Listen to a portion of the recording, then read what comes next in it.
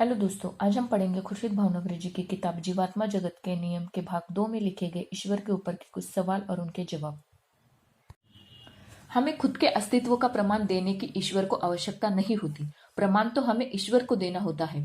यदि आप सबूत की मांग करते हैं तो आपको यह नहीं मिलेगा, लेकिन यदि आप इसकी मांग न करते हुए मन में आस्था रखेंगे तो आपको सबूत मिल जाएगा।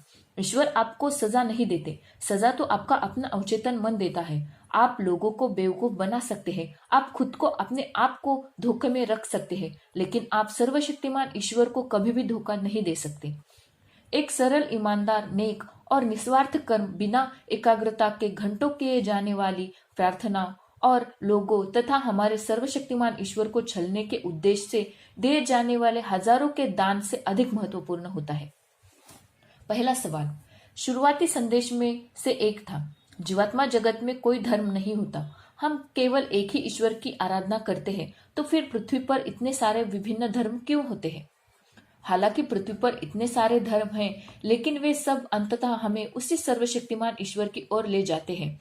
आपकी पृथ्वी को अच्छे से बुरे और बुरे से फिर अच्छे के चक्रों से होकर गुजरना पड़ता है। जब पृथ्वी पर नकारात्मकता बढ़ जाती है, तब ईश्वर उच्चतम ब्रह्मांड से एक बहुत ही उच्च आत्मा को पृथ्वी पर लोगों की मार्गदर्शन करने के लिए भेजते हैं। वह पैगंबर कहलाते हैं। वह लोगों में ज्ञान फैलाते हैं ताकि वे उन्नति कर सके और भली आत्माएं बन सके। प्रत्येक पैगंबर के अनुयायियों को अलग अलग नामों से पुकारा जाता है।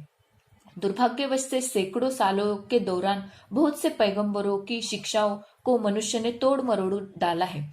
बहरहाल जीवात्मा जगत में कोई धर्म नहीं होता। दूसरा सवाल, ईश्वर में विश्वास करना सामान्य तौर पर मनुष्य के लिए इतना कठिन क्यों होता है? आपके जीवन काल में ईश्वर के प्रति आपकी धारणा बदलती रहती है। कुछ ऐसे लोग होते हैं जिनका अपनी युवावस्था के दिनों में ईश्वर पर भरपूर विश्वास होता है, लेकिन आयु बढ़ने के साथ साथ उनका यह विश्वास कम हो जाता है। ऐसा होने का एक कारण है कि यदि आप कुछ पाने के लिए पूरे मन से प्रार्थना करते हैं और फिर वह आपको नहीं मिलता, तो आप यह मान लेते हैं कि ईश्वर ने आपकी बात नहीं सुनी और यह कि ईश्वर का अस्तित्व ही नहीं है। लेकिन सच तो यह है कि जब प्रार्थना का प्रत्युत्तर न मिले, तो इसका अर्थ है कि आप जो पाने की प्रार्थना कर रहे थे वह आपके आध्यात्मिक विकास के लिए कठिन ठीक नहीं है।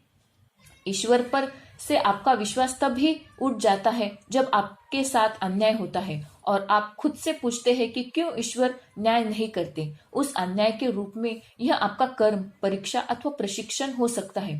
कभी कभी जब आपकी सेहत खराब होती है और आप ठीक होने के लिए ईश्वर से प्रार्थना करते हैं, लेकिन आपकी सेहत नहीं सुधरती और आपका ईश्वर पर से भरोसा उठ जाता है।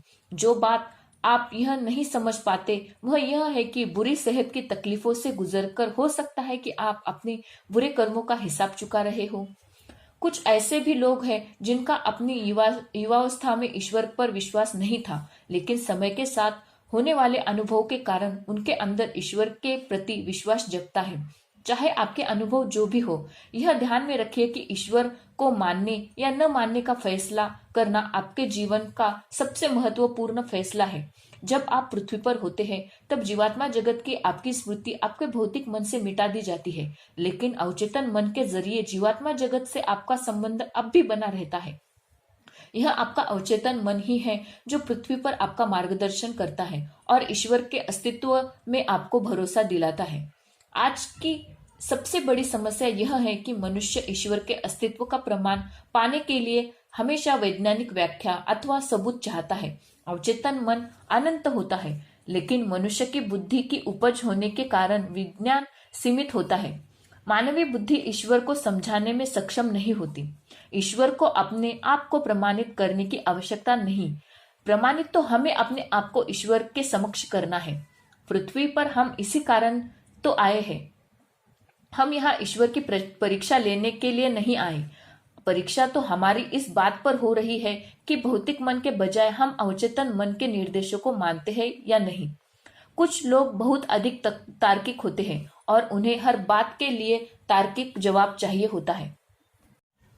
आस्था और सहज बोध उनके दैनिक जीवन में न के बराबर भूमिका निभाते हैं। ये ऐसे लोग हैं जो मुख्य रूप से अपने भौतिक मन द्वारा अथवा अपने बुद्धि द्वारा संचालित होते हैं।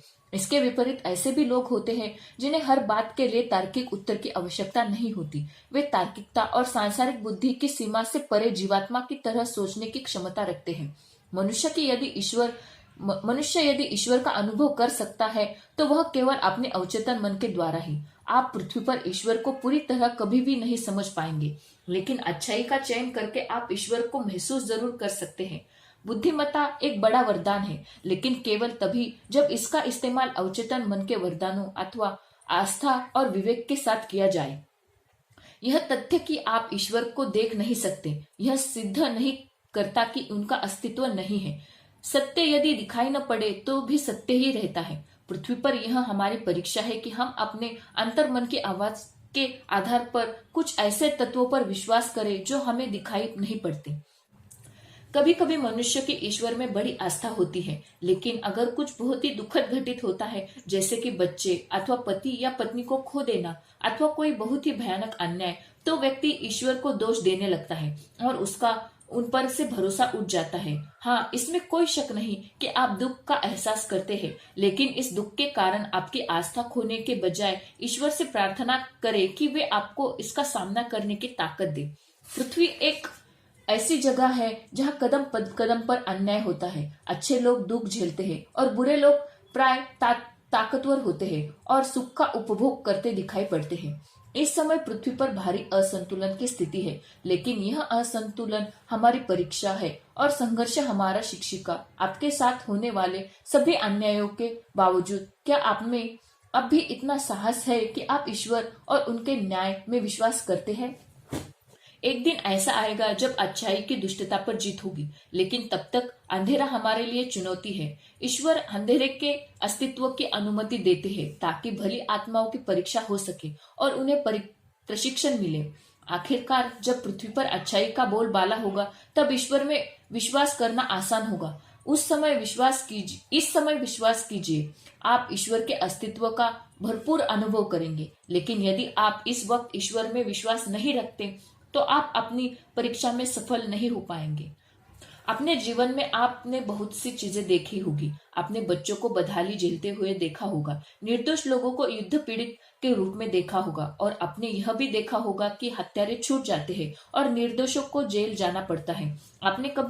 आपने कभी भयानक से भयानक अपराधों और अन्यायों का सबसे घिनौना रूप भी देखा होगा। उस समय आपने अपने आप से यह पूछा होगा कि कहाँ है ईश्वर? यदि ईश्वर है तो फिर वे कुछ करते क्यों नहीं? वे यह सब क्यों नहीं रोकते? लेकिन ध्यान दीजिए कि यह ईश्वर ने शुरू नहीं किया है, बल्कि इंसानों ने किया है। ईश्वर ने मनुष्य को स्वतंत्र इच्छा दी है और मनुष्य ने अपनी स्वतंत्र इच्छा का उपयोग नकारात्मकता फैलाने में किया। इसीलिए इन दिनों नकारात्मकता बढ़ जा रही है और भली आत्माओं की परीक्षा ली जा रही है। उनका विश्वास डगमगाता जा रहा है। उन्हें डर और क्रोध ने घेर रखा है। वे गलत राह पर चलने के प्रलोभन में फंस रहे हैं। एक समय ऐसा आएगा जब प्रकृति खुद ही इस नकारात्मकता को मिटा देगी। उस समय अधिक से अधिक आत्माएं आध्यात्मिकता की ओर बढ़ेंगी, लेकिन उस क्षण के आने की प्रतीक्षा मत कीजिए। इसी वक्त सकारात्मक विकल्प चुनिए ताकि जब वह क्षण आए तब आप अपनी परीक्षा में सफल हो चुके होंगे। जब रोशनी भरपूर है तब उसकी तरफ जाना बहुत आसान है। उस समय प्रलोभन भी बहुत कम होते हैं, लेकिन रोशनी की तरफ बढ़ना तब बड़ा मुश्किल होता है जब पृथ्वी पर इसकी कमी हो और बुरी आत्माएं आपको इससे दूर ले जाने के लिए अपनी पूरी शक्ति लगा देती है। अपने आप को एक योद्धा के रूप में देखिए और पृथ्वी को अपनी आध्यात्मिक रणभूमि मानिए। क्या आप इसीलिए अंधेरे के सामने झुक जाएंगे कि ऐसा करना बहुत आसान है, अथवा क्या आप इसीलिए अंधेरे के सामने झुकेंगे कि यह आप में ताकत और क्षमता का भ्रम पैदा करता है, या फिर आप डर के कारण ऐसा करेंगे, अथवा क्या आप में वह विवेक है कि आप जान सके कि यह अंधकार एक परीक्षा है और आप में इससे लड़ने और ईश्वर और ईश्वरीय प्रकाश को चुनने का साहस होना चाहिए, चाहे ऐसा करना कितना भी मुश्किल क्यों न हो। असली जिज्ञासु की शक्ति उसके अवचेतन मन की शक्ति पर निर्भर करती है। यही कारण है कि आप इसके विकास के लिए जीवात्मा जगत में इतना अधिक समय व्यतीत करते हैं, क्योंकि आप जानते हैं कि आप कैसी जगह पर जाने वाली हैं और वहां आप किन कारणों से जाएंगे। अच्छाइयों और दुष्टता के अस्तित्व का यही कारण है कि आप दुष्टता से दूर जा सके और अच्छाई को चुन सके। नकारात्मकता का अस्तित्व होता है ताकि आपकी स्वतंत्र इच्छा की परख हो सके। यदि नकारात्मकता न होती तो प्रलोभन भी न होता और तब स्वतंत्र इच्छा का कोई अवसर आपको नहीं मिलता। सही विकल्प चुनिए। प्रतिरोध सबसे पहली आवश्यकता है। प्रलोभन का प्रतिरोध कीजिए। कर्म करने की बात इसके बाद आती है। ईश्वर हमारे सृजन करता है। वह सर्वोच्च सत्ता है जो ज्ञानी, न्यायी और प्रेमळ है। आप उन्हें अच्छाइयों के द्वारा जान सकते हैं। आप ईश्वर का विश्लेषण इतना अधिक करेंगे उतना अधिक आप खुद को उनसे दूर पाएंगे और उतना ही आप उनके द्वारा दी जाने वाली शक्ति से खुद को वंचित रखेंगे। ईश्वर केवल एक विचार या सोच नहीं है, उनका भी एक रूप है, लेकिन पृथ्वी पर वे स्वयं को खास कारण के वजह से अदृश्य रखते हैं। यही हमारी परीक्षा है।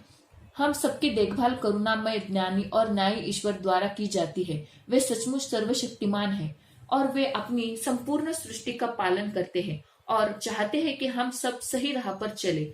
हम सबको उनके आशीर्वाद पाने का अवसर मिलता है, लेकिन उनके आशीर्वाद पाने के लिए हमें सबसे पहले अच्छाई का चयन करना होगा। ईश्वर को जानने का अर्थ है कि खुद अपने आप को जानना, अपने अस्तित्व का अनुसंधान करना और अपने भीतर उनकी महानता और अच्छाइयों की शोध करना। यहाँ पर हमारे कुछ सवाल खत्म होते हैं। मिलते हैं हम अपने अगले वीडियो में। नमस्कार।